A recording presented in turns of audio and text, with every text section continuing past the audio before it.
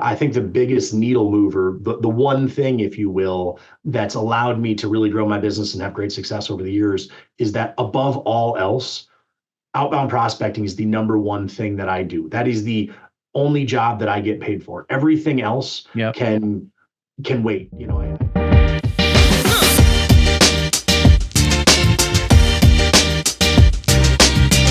Hey, everybody. Welcome back to Loan Officer Growth, the podcast that helps loan officers grow their business, increase their success, and have more freedom. And today I have a special treat. We have Adam Crosley on. And Adam, you're a branch manager and a loan officer at Crown Home Mortgage, right? Upstate New York. That's right. You're a coach, you're a business owner, you do a lot of stuff. One thing I didn't know, and I found out this morning, I was just checking you out, and I didn't know you in the past have been a tour guide in Alaska. Man, that's pretty cool. Yeah, I did, man. That was it's kind of my origin story. That's awesome.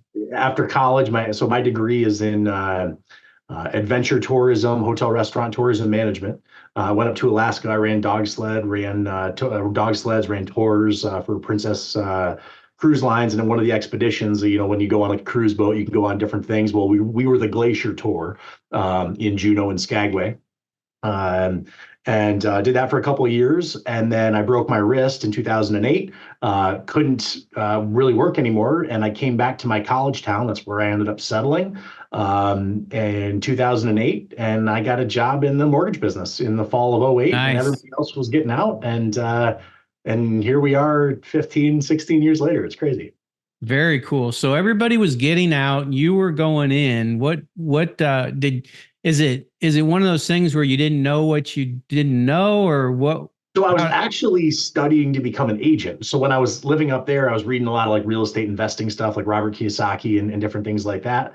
And I figured if I want to become a real estate investor, I should become a real estate agent. And while I was studying for my agent test, the broker that I was talking with, he we just kind of were talking about mortgages and different things because, summer of 2008, that was a hot topic. Right. And I just, I've known you for a while, Richard, but I like to oversimplify things. I call it hillbilly logic, right? And my hillbilly logic at the time was like, people aren't going to start paying cash for houses. And I live in a pretty rural area. There was like 300 loan officers, and there was like a dozen, or 300 agents and like a dozen loan officers. And literally in a 60-day period, half of the LOs quit. So it's like, do I want to be one of 6 or do I want to be one of 300? And, right. So we just kind of started doing some math. And I remember this conversation with Joey, the broker. I was like, what's your forecast? What percentage of people do you think will start paying cash for houses? And he's like, I don't think it'll ever be more than 20%. I think people are always going to need mortgages. And literally that conversation, I said, I got to go try the mortgage thing. So fall of 2008, I went and got my mortgage, because you didn't even need a license back then. It wasn't until a year or two you actually needed a license. I started doing loans, and figured it out. And it was a wild time, but that was kind of fall of '08, beginning of '09. I started closing loans, and was doing well. And over time, I started I think it was 2013. I reached out to Carl. He was doing like this boot camp, and then I've had a professional coach in the industry pretty much from 2013 to now. Nice. And then you transitioned, and you're actually a coach. You coach your internal team, right? And you coach. What do you love about coaching? Because I know you love it. I do, brother.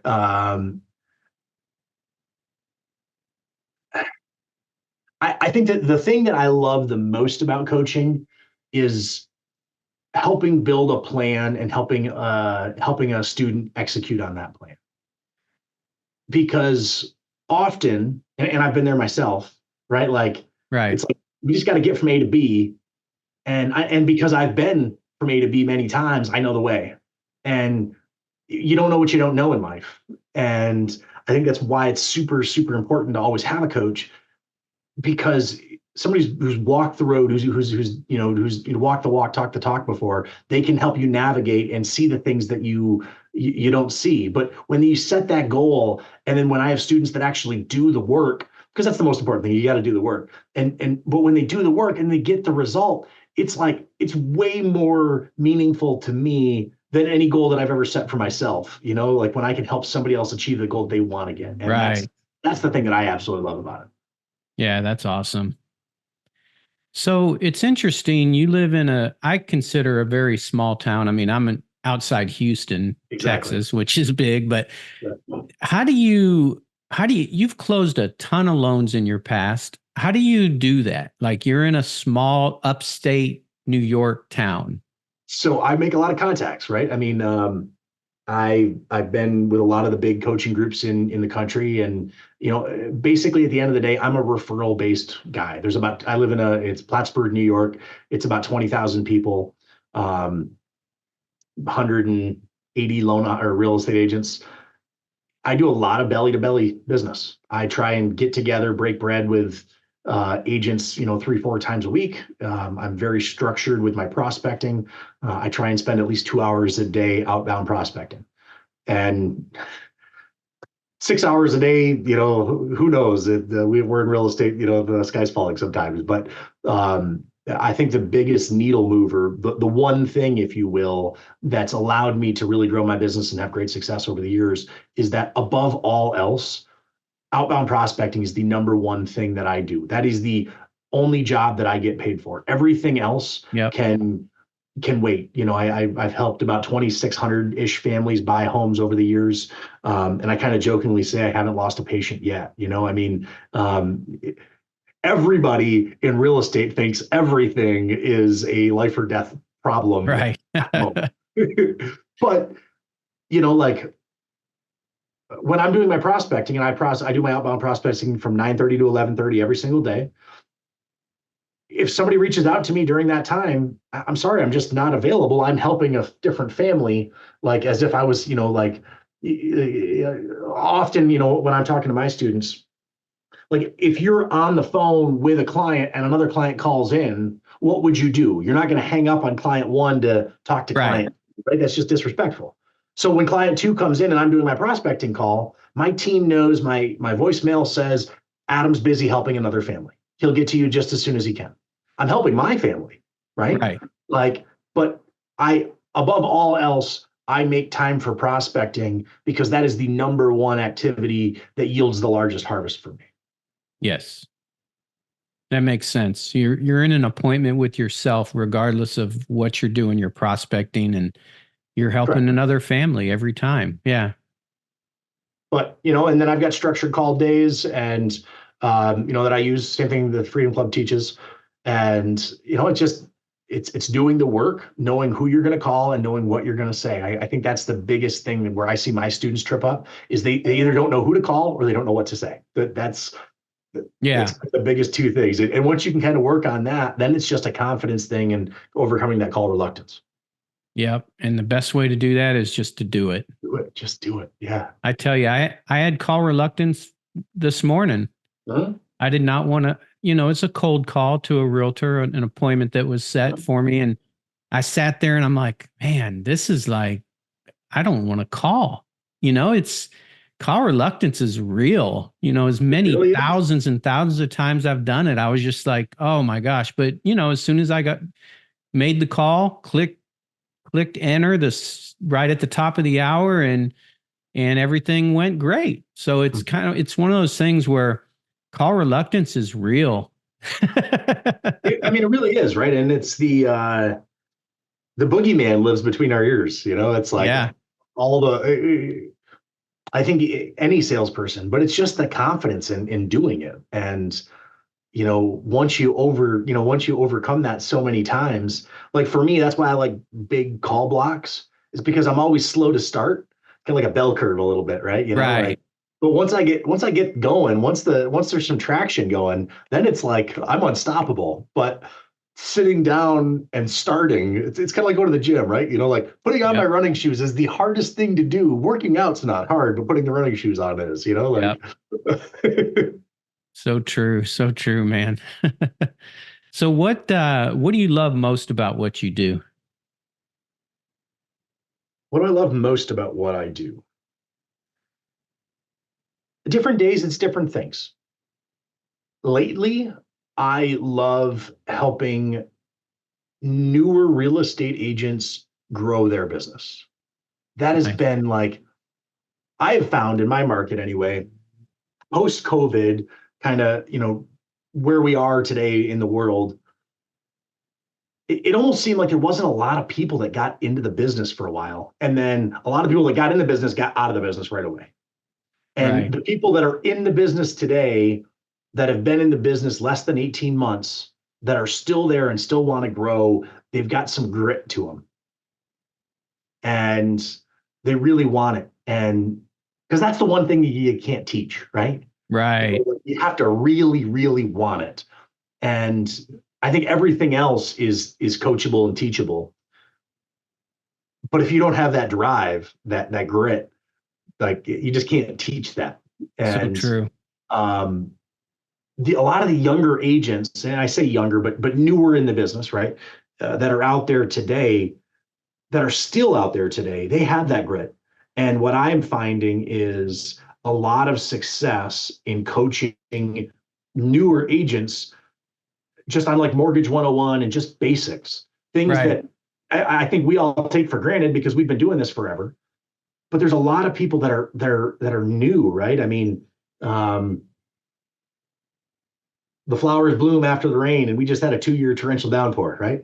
And I feel like that rain is coming to an end, and there's a lot of people out there that want to be in this industry for another 10, 15, 20 years. And when you can come in, take those people underneath your wing and kind of same thing like coaching them, but not like an internal mortgage person, but like Right. a real estate agent coaching them. Because let's face it, a lot of brokers out there today, they're just not, some brokers teach, but a lot of brokers don't. And when people go to get the real estate license, they're learning fair housing and they're learning ethics, and but they're not learning how to prospect. They're not learning how to go Exactly. find how to rattle this, shake the tree and get the leads out. um, so teaching people basics of sales, it's just one of my favorite things to do.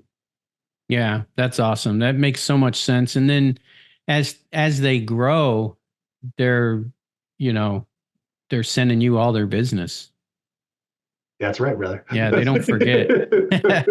Well, because a lot of people, even their own broker, maybe didn't take the time to hold their hand. Right.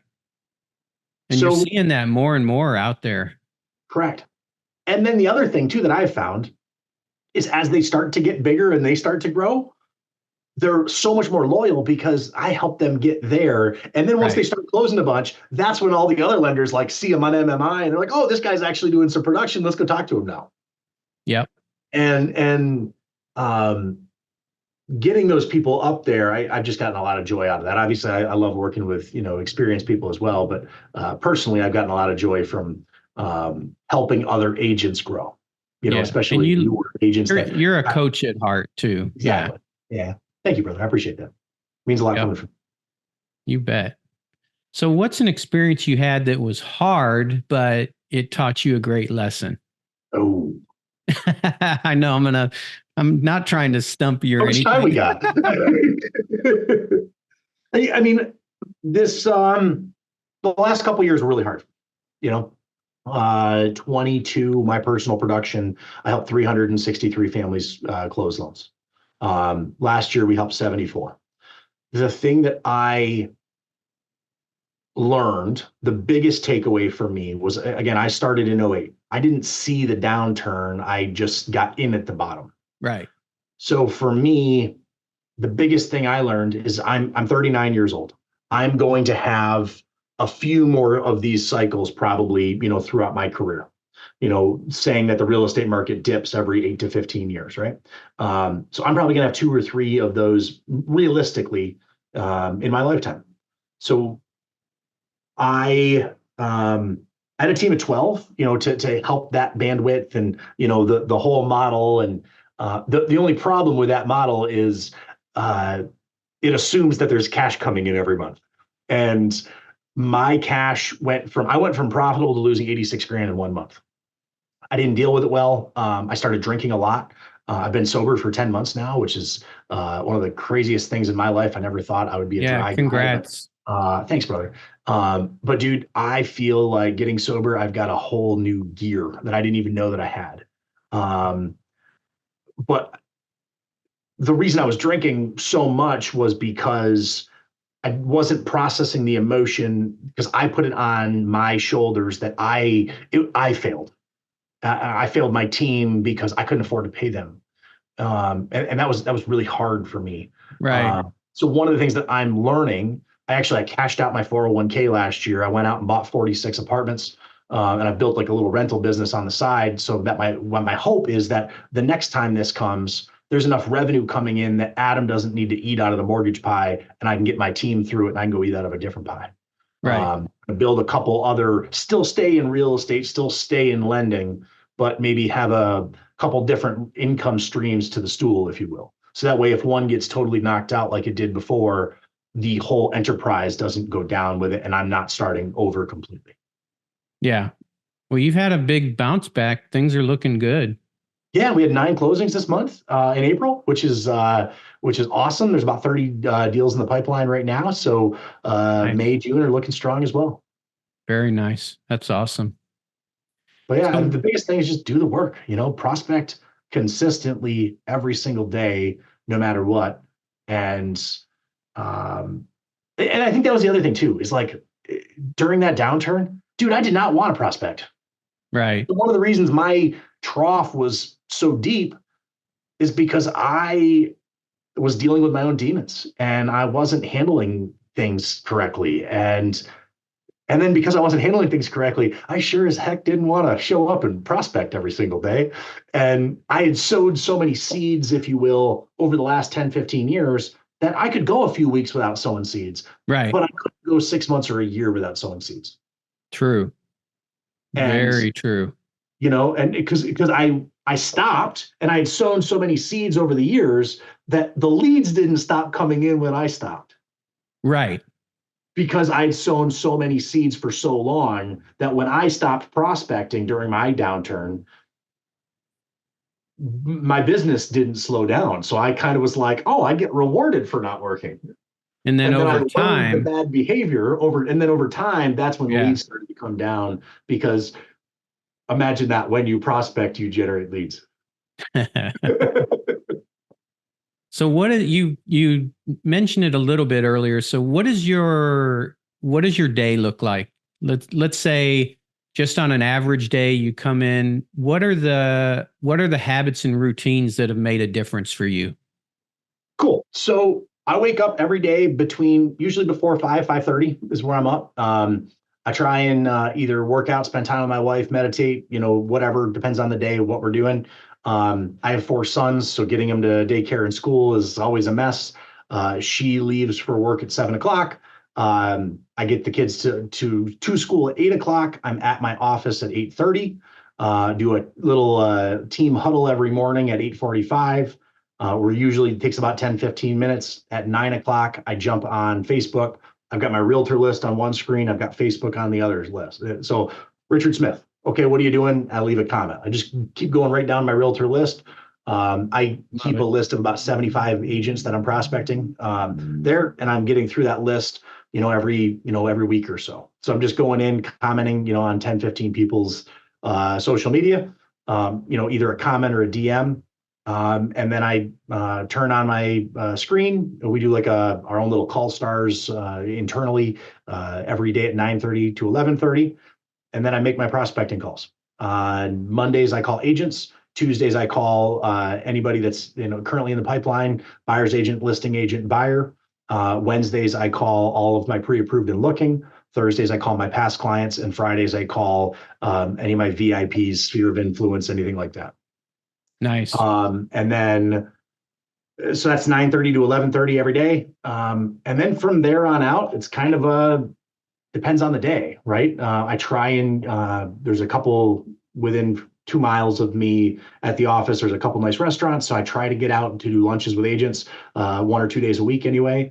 And then usually client appointments in the afternoon, or whatever, fixing the issues or whatever. But my thing I know is if I do my prospecting first, it gets done. It's kind of like that, the Brian Tracy book, Eat the Frog, right? Like, because if I don't, it just doesn't happen. I mean, the one thing in life that I'm an expert on is Adam. And I know if Adam doesn't prospect first, Adam won't prospect. Yeah, that makes sense. And studies have shown that that's the best time to call people anyway. So it works out perfect. Yeah. So that's awesome. It's, but yeah, the rest of my days, who knows? Yeah. Well, I mean, you get all your prospecting done, that you're doing more prospecting in one day than the average loan officer does in a week or a month, to be honest. Yeah. Yeah. I mean, the average person doesn't prospect. Exactly. It's like 15 minutes a month. Yeah. Is that what it is? Yeah. Well, I saw a study once that said the average salesperson prospects 15 minutes a month. Wow. So if you prospect for an hour, you 4x your income, and you've only got to work 1 hour a month. And then 2 hours a day, and you can see crazy results. Yeah. Well, and dude, I'm not perfect, but I know that if I block it in my calendar, right, the majority of the time, I'm going to spend the majority of that time prospecting. Like I'm no angel. Like I don't hit 2 hours every single day, every day of the week, but I would say on average, I'm probably 8 to 9 hours a week. That's awesome. I don't know what the multiple of that is of 15 minutes, but it's a lot more than the average person is. Oh, yeah. And for those of that, I know we're running out of time, but for those that don't know, talk a little bit about your internal call stars that you do. Yeah. So we do Teams is what we do here at Crown Mortgage. So we get on Teams, we do like a little quick breakdown of, where we are, who we're talking about, what we're calling. I'll give some basic scripts. And then we all put each other on mute. Depending on the day, there's 5 to 20 of us on, and there's about 40 of us that are enrolled in our coaching program. So not everybody's on every day. There's some people that I coach that want to call in the afternoon. Again, I don't care that when people call, I care that they call, right? Yeah. That they're making their calls. So and I've got one girl, ladies, she's in California, so she's not calling at 9:30 our time because it makes sense. Exactly, But yeah, we just get on and we're all on mute and we're just banging the phone. But one of the things for me is like when I have call reluctance and I look up at my screen and I see 20 of my peers, 10 of my peers, whatever it is, just smiling and dialing as well. It makes the phone not weigh 10,000 pounds sometimes. Right. It just makes it a little easier to pick up and call. Yeah, that makes complete sense. And if it helps me, I know it's helping them. So. Oh yeah. That's awesome. So last question, what words of encouragement do you have for LOs right now? Just find a plan and work it. Commit to doing it for at least 4 to 6 months. Yeah. We've all gotten our teeth knocked in the last few years. This was a hard run. But anybody that's still in it, like all the estimates show that the numbers are going to be, huge. Everything's going to be there. The business is out there.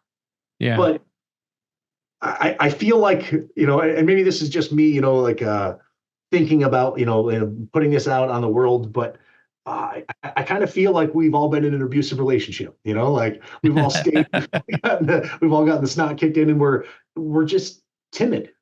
I'm certainly way more timid myself than I was even in like pre-COVID, 2017, 18, 19. Right.